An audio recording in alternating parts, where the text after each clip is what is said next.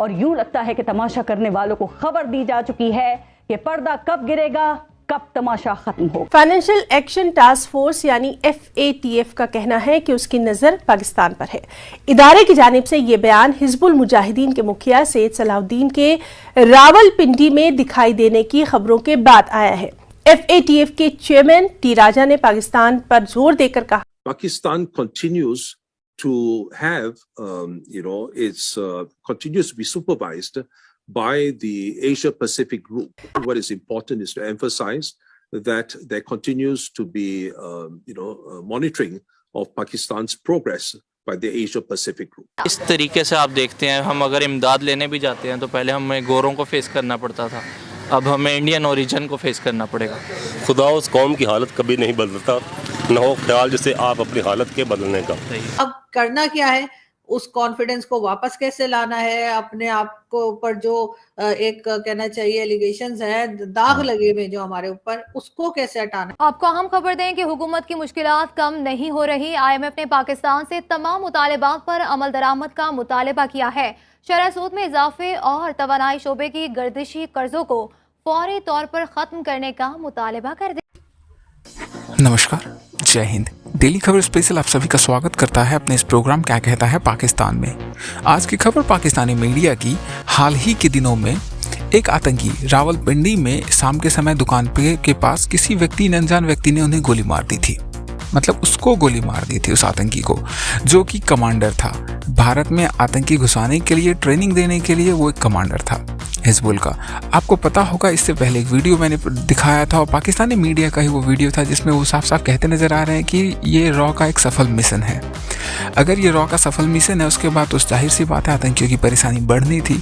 इसी परेशानी के लिए, क्योंकि वो माना जाता था सैयद सलाहुद्दीन, जो कि हिजबुल मुजाहिदीन का हेड है, उसका नज़दीकी करीबी, तो उसके जनाजे में आखिरकार वो क्यों न जाए। और उसमें भी एक मज़े की बात यह है, क्योंकि पाकिस्तान अब तक डिनाई करता आया था कि हिजबुल मुजाहिदीन का सरगना हमारे पास नहीं है, वो हमारे देश में नहीं है, बट टेररिस्ट सेफ हेवन है पाकिस्तान। आखिरकार वो कब तक डिनाई करता, वो तो निकलना था ही, तो वो निकल पड़ा उसके जनाजे में और वो वीडियो फुटेज आ गई दुनिया के सामने, जिसके बाद से पाकिस्तान की फजीहत सी हो गई है पूरी दुनिया में, क्योंकि पूरा दुनिया वैसे मानता तो है ये टेररिस्ट हेवन है, टेररिस्टों का घर है। तो उसी को लेकर FATF की एशिया टीम ने, एशिया पैसिफिक टीम ने उसकी नज़र पड़ गई उस पर, जिसके बाद से उन्होंने कड़ी चेतावनी दे दी है कि हमारी नज़र आप पे बनी हुई है, आप अगर कितना भी छुपा ले हम आपको देखते रहेंगे। तो ये वीडियो जो है, ये वीडियो इसी को लेकर। तो आइए पाकिस्तानी पब्लिक और वहाँ के मीडिया की रिएक्शन क्या है वो देखते हैं। हम सबसे पहले बातें बाद में करते हैं। फाइनेंशियल एक्शन टास्क फोर्स यानी FATF का कहना है कि उसकी नजर पाकिस्तान पर है। इदारे की जानिब से ये बयान हिजबुल मुजाहिदीन के मुखिया सैयद सलाहुद्दीन के रावलपिंडी में दिखाई देने की खबरों के बाद आया है। FATF के चेयरमैन T राजा ने पाकिस्तान पर जोर देकर कहा कि वो बाकी मानदा एक्शन प्लान मुकम्मल करे। ख्याल रहे कि गुज़िश्ता दिनों सलाहुद्दीन दहशतगर्द बशीर अहमद उर्फ इम्तियाज आलम के जनाजे में दिखाई दिया था। बशीर अहमद को चंद नामालूम अफराद ने गोली मारकर हलाक कर दिया था। वो सैयद सलाहुद्दीन का करीबी समझा जाता था। इसी तरह के काम करते हैं जिसमें हमें मेहनत ना करनी पड़े। ठीक है जी, यहाँ से आइए और किसी और कंट्री में जाके बम फेंक दीजिए और हमें पैसे दे दीजिए क्योंकि आपने स्पेस हमारी यूज की है। तो ये बातें जो हैं वो किसी और के पास वो जाके नहीं कर सकते थे, ना चाइना से, ना ही ईरान से, ना ही इंडिया से। तो हम ही रह गए थे और ये हरकतें भी हमारी हैं। तो ये बात जो है अफगान तालिबान को मालूम हो गई है और मेरे ख्याल है यही वजह है कि उन्होंने कहा है कि जी TTP जाने और पाकिस्तान जाने, हमारे पास मत आओ। अब ये चले तो गए जबरदस्ती, जैसे इससे पहले आपको याद होगा हिना रब्बानी घर भी गई थी, तब भी बड़ा कोल्ड बिहेवियर दिखाया गया था। उस वक्त इन्होंने बहाना ये मारा था कि जी वो क्योंकि फीमेल थी वो चली गई, किसी मर्द को जाना चाहिए था, तो चलो मर्द भी भेज दिए, एक भी नहीं दो भेज दिए, लेकिन मर्दों से भी वो खुश नहीं हो रहे। इसका साफ मतलब यही है कि उनको बात समझ आ गई है, जो सारी दुनिया समझ चुकी है, वो तालिबान को भी आखिरकार समझ आ गई। अब करना क्या है, उस कॉन्फिडेंस को वापस कैसे लाना है, अपने आप को ऊपर जो एक कहना चाहिए एलिगेशंस है, दाग लगे हुए जो हमारे ऊपर, उसको कैसे हटाना है, ये सोचना एस्टेब्लिशमेंट का काम है। No doubt about it. और खैर मुझे थोड़ा सा ISI की चीफ की थोड़ी सी सीरियसनेस नजर आई, क्योंकि वो जब से आए हैं तो शायद ये ट्राइंग इज लेवल बेस्ट और वो लेकिन क्योंकि उससे पहले चीजें इतनी खराब की गई हैं कि गालिबन इसीलिए वो गए भी हैं, और इससे पहले हिना रब्बानी कर को भी भिजवाया गया, लेकिन कुछ बन नहीं पा रहा। और यही कह रहे हैं, कुछ अफगान दोस्तों से बात हो रही थी तो वो भी यही कह रहे थे कि नहीं, वहां से कोई अच्छे वो नहीं हुए, जिसे कहते हैं कि आप कहते हैं ना कि बड़े पॉजिटिव चीजें होने को है, और वो आपको एश्योरेंस देते हैं कि भाई ठीक है हो जाएगा, यहाँ से हम सेट कर लेंगे, वहां से आप कर लें। तो ऐसी कोई चीज उन्होंने इस तरीके से आप देखते हैं, हम अगर इमदाद लेने भी जाते हैं तो पहले हमें गोरों को फेस करना पड़ता था, अब हमें इंडियन ओरिजिन को फेस करना पड़ेगा। खुदा उस कौम की हालत कभी नहीं बदलता, न हो ख्याल जैसे आप अपनी हालत के बदलने का। जो भी कौमें ने तरक्की की, जिन कौमों ने तरक्की की, उन्होंने मेहनत की है। तरक्की करने की वजह मेहनत है, अपने कल्चर को अपनाना है, हुनर है, सियासत है, तालीम है। हम उन चीज़ों से दूर हैं, हम सिर्फ दंगा मुश्ती में हैं, हमारे पास और कुछ नहीं है जिसकी वजह से दूसरे तरक्की कर रहे हैं। देखिए, तालीम का एक बड़ा फुकदान है पाकिस्तान के अंदर, और बाहर की अगर बात की जाए, स्पेशली इंडियन एजुकेशन सिस्टम जो है डे बाय डे जिस तरीके से वो काम कर रहे हैं, यही वजह है कि पूरी दुनिया में मतलब उनका मतलब अपना लोहा मनवा रहे हैं। आपको नहीं लगता कि 7 आज़ाद होने के बाद दौड़ में हम बहुत पीछे रह गए हैं कहीं? हम दौड़ में पीछे सन 60 की दहाई में रहना शुरू हो गए थे। 60 तक हमारी तरक्की का जो पहिया था वो तेज़ था। ठीक है।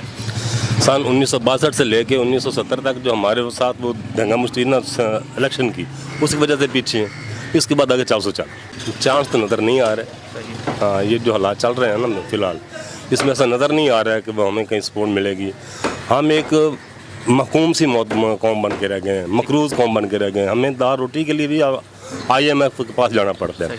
हमारा मुल्क ज़रई भी है, दरखेज़ भी है, दरिया भी है, समंदर भी है, सारे मौसम भी हैं, फिर भी हम मांगने जाते हैं। क्यों? टमाटर प्याज तक हमारे पास नहीं है।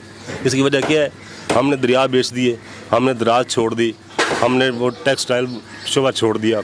आज हमारे से वो ना श्रीलंका, बांग्लादेश, वो आगे जा रहे हैं। तो इसकी वजह क्या है? हमारे पास कोई ऐसा लीडर ही नहीं आया जो कि एक अच्छा विजन रखता हो, जो कौम को एक लीड करता कि हमने ये करना है, ये बनना है, ये देना। हमारे पास निसाब में तालीम ही एक नहीं हो सकता, हम क्या तरक्की कर सकते हैं? इनकी कारस्तानियों की वजह से आज हमारे दरिया जो मकूम है, हमारे पास पानी नहीं है। उन्हीं की वजह से हमारा ये जो लद्दाख से निकलने वाले समंदर हैं वो हमारे दरिया खुशक कर चुके हैं। क्यों? उन्होंने हमारे दरियाओं पर 52 डैम बना लिए, हमारे डैम सूख गए हैं। जब हमें पानी की ज़रूरत होती है वो देते नहीं हैं, जब हमें पानी नहीं चाहिए होता है वो डबल छोड़ देते हैं। दोनों तरह से हमारा नुकसान का काम कुछ नहीं किया। काम किया था 1948 में जब मेजर तफैल शहीद हुए थे, उस वक्त काम किया था अपनी मदद आपके तहत। उसके बाद हमने काम नहीं किया है, सिर्फ नारे लगाए हैं, सिर्फ खाया है, सिर्फ खाने का प्रोग्राम बनाया। हमने जहाँ भी हम मैंने सिर्फ खाने का सोचते हैं, अपने पेट की हद तक सिर्फ पेट का सोचते हैं, हम दिमाग से नहीं सोचते। मैं तो समझता वो मजहबी बुनियाद पर मोदी इस वक्त बहुत स्ट्रॉन्ग जा रहा है। सही। बतौर लीडर वो बहुत अच्छा जा रहा है। एक चाय फरोश होने के बावजूद वो पूरे मुल्क को चला रहा है। हमारे मुल्क से 6 गुना बड़ा मुल्क है वो चला रहा है। तो इस वजह ये है कि उनकी कौम उनके बात को मानती है। हमारी कौम ही एक नहीं है, हम कौम है ही नहीं। मैं आपको बताता चलूँ, अभी बुलेट ट्रेन जो है मतलब हम एक आने वाले 50 साल बाद भी नहीं सोच सकते, भारत में अब वो चलने जा रही है और जापान चला रहा है विद नो इंटरेस्ट। बिल्कुल ऐसे। यहाँ पे अगर चाइना भी आके कोई सपोर्ट करता है तो इंटरेस्ट आ जाते हैं, और उसके अलावा इतने हैवी इंटरेस्ट होते हैं कि ऊपर से हम लोन लेते हैं और उसके ऊपर इंटरेस्ट पड़ जाता है। किस तरीके से देखते हैं कि कहीं हम इन्हीं वजूहात की वजह से पीछे तो नहीं है कि शायद हम लोग इतने नेशनल ही नहीं रहे अपने मुल्क के साथ?